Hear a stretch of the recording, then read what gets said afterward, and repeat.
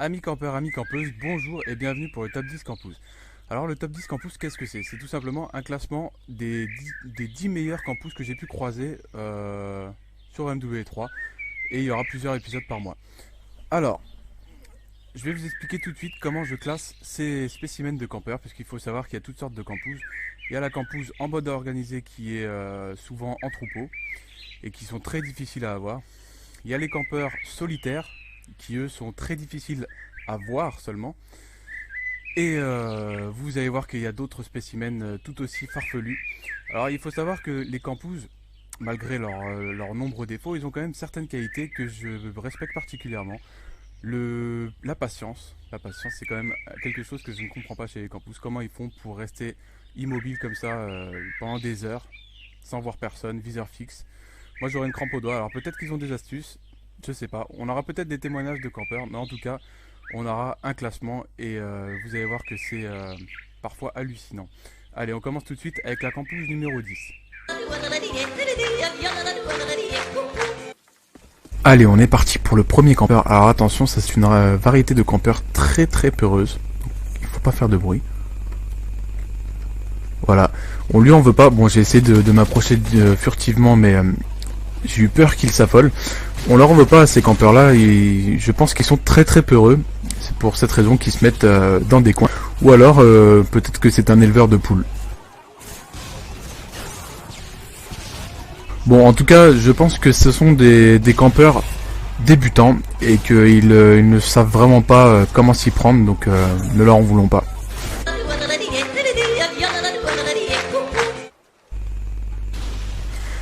On passe maintenant au campeur numéro 9 qui, celui-là, préfère passer son temps allongé comme ceci.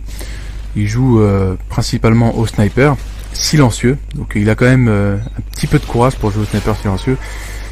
Et c'est pour ça que c'est pas une race de campeurs très très dangereuse, surtout qu'elle vit généralement en cage comme celui-là, et qu'ils sont généralement un peu bigleux.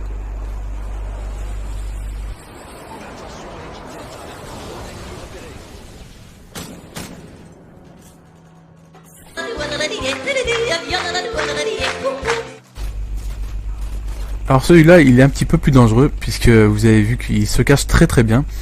Il est équipé d'une tourelle, et ce que je trouve un petit peu énervant, c'est que il est prestige. Ça veut dire qu'il passe ses prestiges en jouant comme ça, et que c'est un peu dégueulasse. Alors là, cette fois, je l'ai eu dans mon équipe, et je suis allé voir s'il jouait à peu près de la même façon. Et oui, je vous rassure, il joue de la même façon. Donc ces gens-là, je pense qu'il doit avoir un problème au niveau de son joystick pour avancer. Donc il reste allongé. Et viseur fixe, et il attend tout simplement. Mais je pense aussi qu'ils ont certains problèmes pour viser et pour tuer. Les petits temps de réaction, je pense qu'ils sont un peu plus longs que la moyenne, puisque vous allez voir que j'ai le temps de m'amuser avec lui. J'ai le temps d'essayer de m'allonger devant lui pour le faire chier un petit peu, pour le gêner. Et en plus de ça, j'ai le temps d'entendre les ennemis arriver, de les tuer, de lui voler ses proies potentielles, de le narguer. Et il a toujours pas tiré. Voilà, donc je lui vole ses petites proies. Il ne les aura pas et ça le fait bien rager.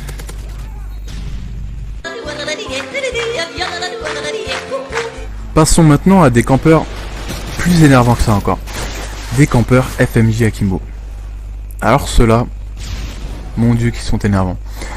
Non seulement ils campent, mais en plus ils utilisent les armes les plus cheatées du jeu pour être sûr et certain de ne vous laisser aucune chance et de vous faire rager bien comme il faut. Bon, en général, je vous rassure, ils sont pas très intelligents et sont tués très facilement. On monte un petit peu en puissance avec des campeurs vraiment différents. Alors ceux-là, on pourrait les qualifier de arborophiles, plantophiles, je sais pas trop. En fait, leur particularité, c'est qu'ils adorent les plantes et les arbres, et ils ne les lâchent pas. Quand ils les lâchent, ils se font tuer. Donc ils retournent directement se frotter à leurs arbres avec leur petit système trophy pour éviter de se faire tuer. Et je peux vous dire que ça surprend, regardez. Je m'attendais pas à voir quelqu'un planté dans un pot de fleurs.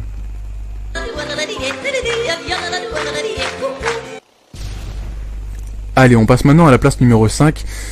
Et ben lui, il est bien en place. On peut dire que son campement est bien installé.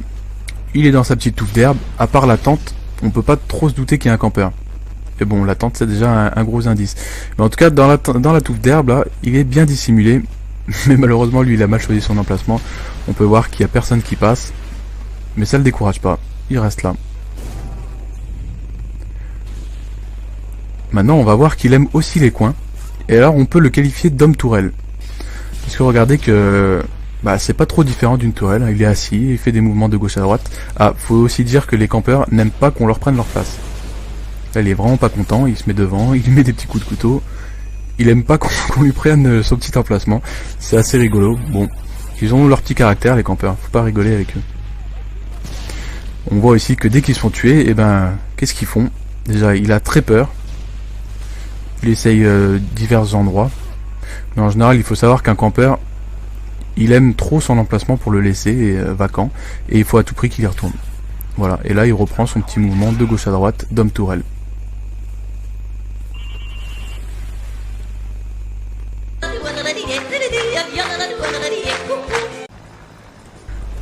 On arrive maintenant à la 4ème position. Alors lui, il la mérite bien, puisque regardez son pseudo, vous ne rêvez pas, c'est Lenny Don't Camp, qui veut dire, je pense en anglais, Lenny ne campe pas. Et c'est carrément du foutage de gueule. Puisque là, s'il campe pas, dites-moi ce qu'il fait. Alors, peut-être que c'est des campeurs refoulés, qui n'assument pas leur statut de campeur, ou tout simplement, c'est de la provocation, et dans ce cas-là, on pourrait le qualifier de campeur tête à claque. À vous de voir.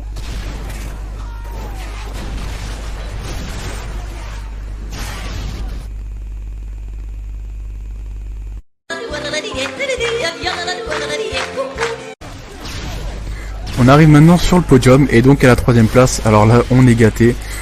Une full team qui campe dans la maison sur cette fameuse map qui est horrible, puisque la plupart du temps ça se passe comme ça. Quand on tombe sur une team entière comme ça qui reste dans le bâtiment, c'est franchement chiant. Parce que moi je sais pas si vous faites comme moi, mais en général je fais souvent le tour de la map. Et des fois je fais des petits marathons comme ça, je cours sans voir personne.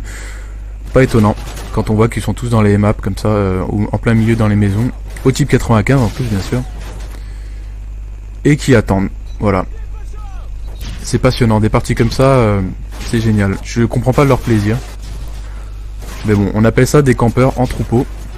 Ceux-là ne sont pas du tout solitaires comme la plupart, ils préfèrent rester en troupeau, en famille, entre campeurs, et s'approprier des maisons comme c'est le cas sur ce bâtiment. Alors là, faut absolument pas rentrer, sinon on est très mal reçu.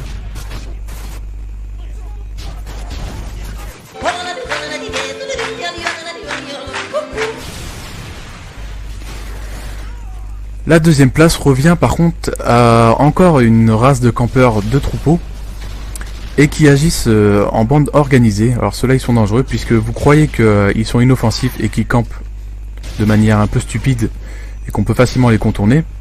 Mais c'est pas toujours le cas.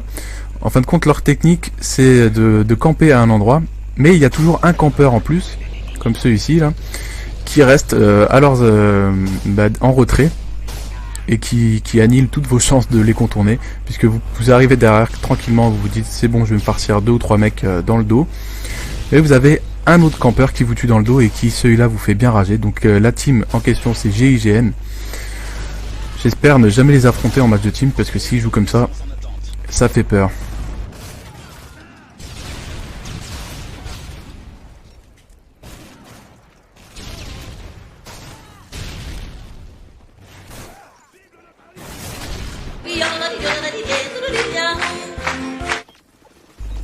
Maintenant en top position, en première position de ce classement, nous avons Ben Arfa. Alors lui, je pouvais pas le mettre ailleurs premier puisqu'il est tout simplement énorme. Ce mec là adore les coins. Il est très solitaire, très patient. Et ce qui a fait que j'ai mis ce campeur là en première position, c'est tout simplement que je l'ai suivi dans 10 parties au moins. Et je peux vous promettre que ce mec fait toutes ses parties comme ça.